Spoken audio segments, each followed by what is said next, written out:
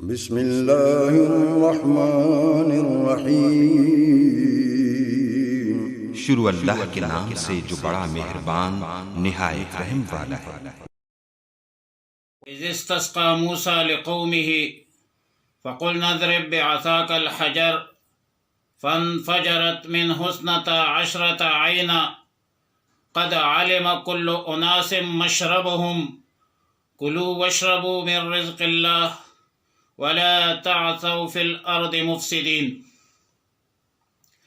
وإذ استسقى موسى لقومه، اور جب موسیٰ علیہ السلام نے اپنے قوم کے لیے پانی طلب کیا، مانگا، فقلنا، تو ہم نے کہا، اضرب، مار، بعصا کا، اپنے لاٹے پر، الحجرہ، پتھر کو، یا پتھر پر عصا کو مارو، فانفجرت، پس بہہ نکلے، سو بہہ نکلے، منہ، ان میں سے، اثنا عشرۃ عینا، 12 چشمے، قد علم کل اناس مشربہم، قد علم، پہچانتے تھے، کل اناس، ہر قبیلہ، مشربہم، اپنا گھاٹ، یعنی پینے کی جگہ، ظرف کا صیغہ ہے، کلو کا، وشربو، پیو، من رزق اللہ، اللہ کے رزق سے، اللہ کے روزی سے، ولا تعثوا، اور نہ پیرو، فی الارض، زمین پر، مفسدین، فساد کرنے والے۔ یہ 8واں انعام ہے بنی اسرائیل پر، اور واقعہ ہے میدان تہ کا۔ جمہور المفسرین اجمعوا على ان الاستسقاء كان في التيه، تفسیر کبیر جلد 1 صفحہ نمبر 540، ماقبل کے ساتھ ربط اور مناسبت بالکل واضح ہے۔ پہلے رکوع میں بادل کا ذکر تھا، اور اب یہاں اسی رکوع میں پانی کا ذکر ہے۔ مطلب پہلے رکوع میں سایہ کا مطالبہ تھا، اور اب پانی کا مطالبہ ہے۔ استسقاء باب استفعال ہے، اور باب استفعال کی خاصیت طلب ہے۔ وَإِذِ اسْتَسْقَىٰ، اے طلب السقیا، اور پانی تب مانگا جاتا ہے جب بارش نہیں ہو رہی ہو۔ آج کل ہم بھی بارش اور پانی طلب کرنے کے واسطے صلاۃ استسقاء پڑھتے ہیں، اور استسقاء میں اصل دعا ہے۔ امام ابو حنیفہ الغرہ رحمہ اللہ تعالی فرماتے ہیں کہ استسقاء کے اصل پانی کے واسطے دعا کرنا ہے، اور یہ دعا کبھی نماز استسقاء کی صورت میں، کبھی نمازوں کے بعد، کبھی نماز جمعہ میں، بہرحال جب میدان تہ میں پانی نہیں تھی اور بنی اسرائیل نے پانی مانگا، تو تجویز خداوندی یہ تھی کہ فَقُلْنَا اضْرِب بِعَصَاكَ الْحَجَرَ، مار اپنے عصا پر پتھر کو۔ حضرت موسیٰ علیہ السلام نے جس پتھر کو لاٹھی سے مارا، بعض مفسرین فرماتے ہیں کہ یہ عام پتھر تھا، اور بعض مفسرین کہتے ہیں کہ یہ وہ خاص پتھر تھا جو حضرت موسیٰ علیہ السلام کے کپڑے بھگا کر لے گیا تھا، لیکن چونکہ الحجر میں الف لام عہدی ہے اور اس سے مخصوص پتھر ہی مراد ہوگا۔ تفسیر معالم التنزیل جلد 1 صفحہ 55 میں لکھتے ہیں کان حجرا معینا بدلیل انہ عرفہ بالالف واللام۔ بنی اسرائیل کے 12 قبیلے اور پتھر کے 12 کونے تھے۔ فانفجرت یہ جزا ہے اور شرط محذوف ہے، اے اذا ضربت فانفجرت۔ 12 چشمیں اس واسطے جاری کی کہ ان 12 قبائل میں منافرت اور نہ اتفاقی تھی۔ لا یشرکہ فیہا احد من السبت الآخر دفعا لآثارت الشحناء، روح المعانی۔ اور قد علم کل اناس، علما بمعنی قد عرفہ ہے، اور اناس بمعنی قبیلت ہے۔ کلو کا واشربو، پیو، لیکن اللہ کی ناشکری نہ کرو، اللہ کی نافرمانی مت کرو۔ مولانا سید ڈاکٹر شیر علی شاہ رحمہ اللہ رحمتا واسعہ ہمارے شیخ اور سند فرمایا کرتے تھے، گرچہ خدا گفت کلو واشربو، لیکن نہ گفت خدا کی کلو تا گلو، ولا تعثوا فی الارض مفسدین۔ مفسدین حال مؤکدہ ہے، اور مت پیرو زمین پر اسی حال میں کہ تم فساد کرنے والے ہو۔ ولا تعثوا عصیان سے ہے، اور عصیان کا معنی ہے فساد کے لیے پیرنا۔ ابن ابی حاتم فرماتے ہیں کہ لا تعثوا اے لا تمشوا بالمعاصی۔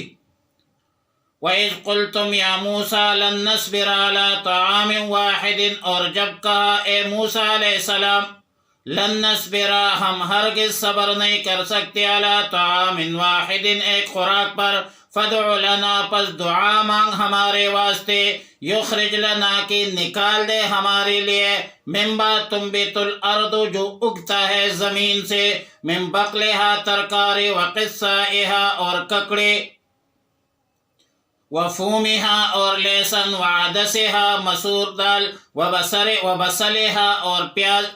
قال اتستبدلون الذی هو ادنی بالذی هو خیر، موسیٰ علیہ السلام نے فرمایا اتستبدلون، تم لینا چاہتے ہو، الذی هو ادنی بالخیر،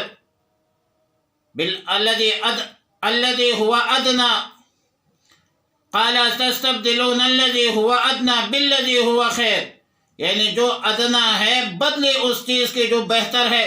تم منسلوہ کو چھوڑ کر مسور کے دال اور ترکاریوں کے پیچھے پڑ گئی، بدبختو۔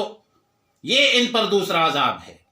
میدان تہ کا واقعہ ہے، جب بنی اسرائیل مسلسل ایک ہی کانے سے اکتا گئے تو حضرت موسیٰ علیہ السلام کو کہا کہ اللہ سے درخواست کرو کہ ہمارے لیے مختلف قسم کے غلے اور سبزیاں پیدا کرے۔ ظاہر ہے حضرت موسیٰ علیہ السلام نبی تھے، اور انبیاء علیہ السلام کی دعا اقرب الی الاجابہ ہوتی ہے، ان کی دعائیں جلدی قبول ہوتی ہے، اور اس سے یہ بھی معلوم ہوا کہ بزرگوں سے دعائیں کرنا چاہیے، بزرگوں کو دعاؤں کی درخواست کرنا چاہیے۔ بہرحال حضرت موسیٰ علیہ السلام نے استفہام اظہار تعجب کے اساس پر پوچھا کہ تم عمدہ چیز کو چھوڑ کر غیر عمدہ چیز کا مطالبہ کرتے ہو۔ فرمایا اہبطوا مصرا، اترو شہر میں، فإن لکم ما سألتم، شہر میں تمہیں وہ ملے گا جو تم مانگتے ہو، وضربت علیہم الذلۃ والمسکہ، اور چا گئی ان پر ذلت اور محتاجی۔ اب یہاں پر ایک اہم سوال ہے کہ آیات مذکورہ میں یہود کے دائمی ذلت، مسکنت، اور دوسرے طرف اسرائیلی ریاست، دونوں متضاد چیزیں ہیں۔ مطلب حکومت، سلطنت ذلت اور مسکنت اور احتیاج یہ تو منافی چیزیں ہیں۔ پھر آیات کا مقصد کیا ہے؟ اصل میں بنیادی طور پر ابن کثیر اور جمہور ائمہ تفسیر فرماتے ہیں کہ ذلت اور مسکنت کا مفہوم یہ ہے کہ لا یزالون مستذلین من وجدہم استذلہم وضرب علیہم الصغار۔ معنی یہ ہے کہ یہودی کتنی بھی مالدار ہو جائے ہمیشہ تمام اقوام عالم میں ذلیل اور حقیر سمجھے جائیں گے۔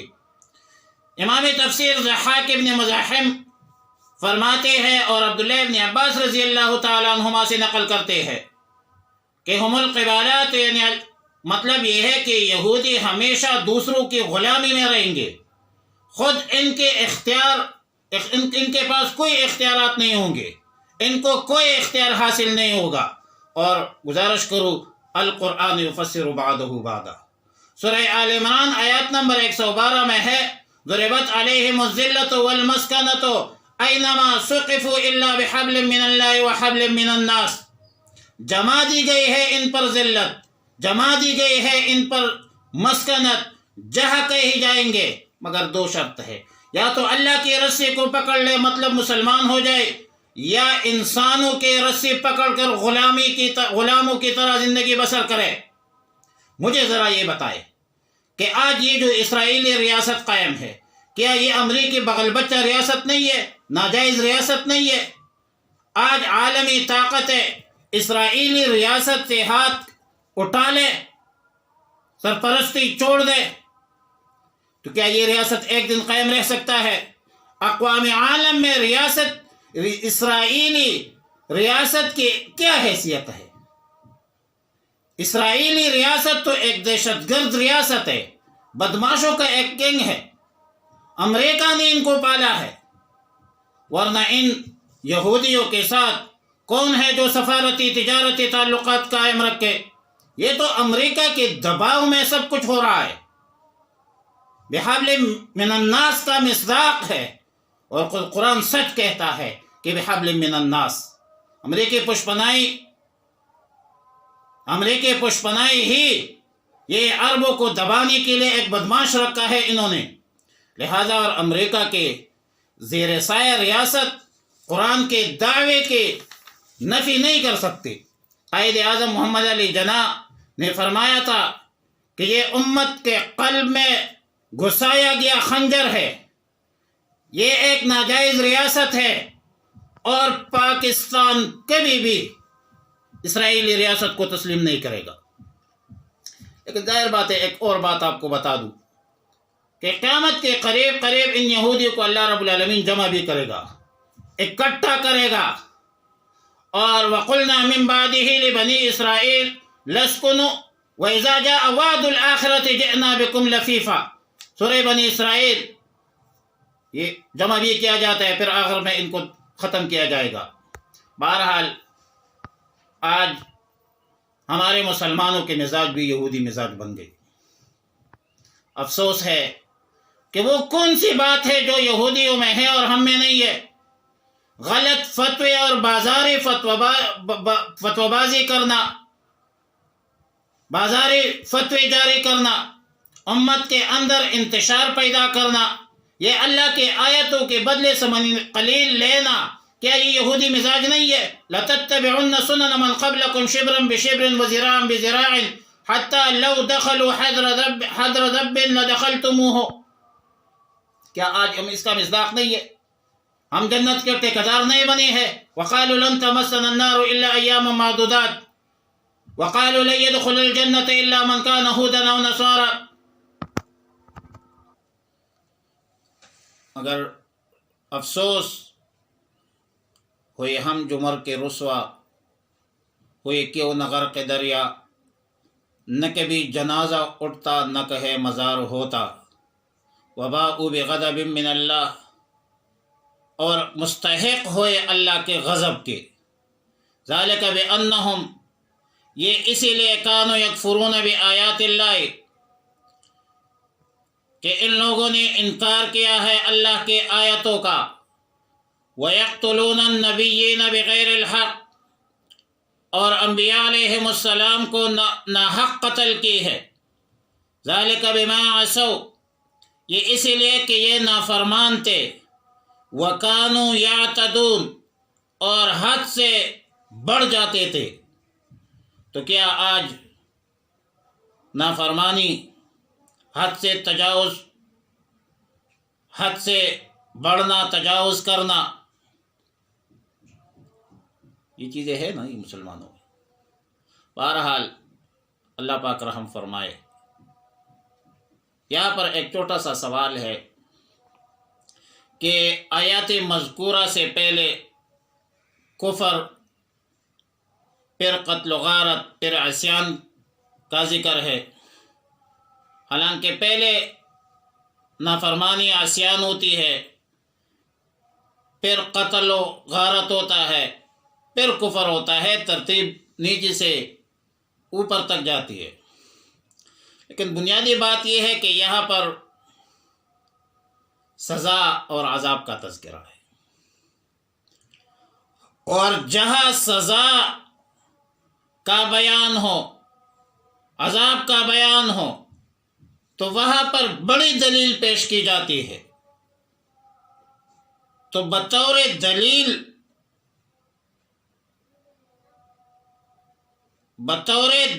پہلے دلیل اقوی ذکر کیا جاتا ہے، اور بعد میں دلیل قوی ذکر کیا جاتا ہے۔